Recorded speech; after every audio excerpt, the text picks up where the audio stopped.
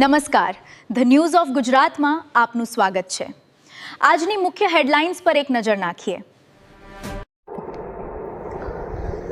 ગુજરાત રાજસ્થાનમાં બાઇક ચોરી મચાવનાર આંતરરાજ્ય ગેંગનો પર્દાફાશ। સાબરકાંઠા એલસીબી વાહન ડિટેક્શન સ્કોડની મોટી સફળતા। 19 ચોરાયેલી મોટરસાઇકલ સાથે મુખ્ય સૂત્રધાર ઝડપાયો। સાબરકાંઠા લોકલ ક્રાઇમ બ્રાન્ચ વાહન ડિટેક્શન સ્કોડે ગુજરાત અને રાજસ્થાનમાં મોટરસાઇકલ ચોરી કરીને આતંક મચાવનાર આંતરરાજ્ય ગેંગના મુખ્ય સૂત્રધારને ઝડપી મોટી સફળતા મેળવી છે। પોલીસે આરોપી પાસેથી કુલ 19 ચોરાયેલી મોટરસાઇકલો કબજે કરી છે, જેની કુલ કિંમત અંદાજે 4.10 લાખ થાય છે। આ કામગીરીથી કુલ 10 વાહન ચોરીના ગુનાઓનો ભેદ ઉકેલાયો છે। ખેડબ્રહ્મા વિસ્તારમાં પેટ્રોલિંગ દરમિયાન બાતમીના આધારે નંબર પ્લેટ વગરની હીરો સ્પ્લેન્ડર બાઇક પર ફરી રહેલા શંકાસ્પદ યુવકને ઝડપી તેની પૂછપરછ કરવામાં આવી હતી। તપાસમાં તે ગુજરાત અને રાજસ્થાનમાં સાગરીતો સાથે મળીને વાહન ચોરી કરતો હોવાની કબૂલાત કરી હતી।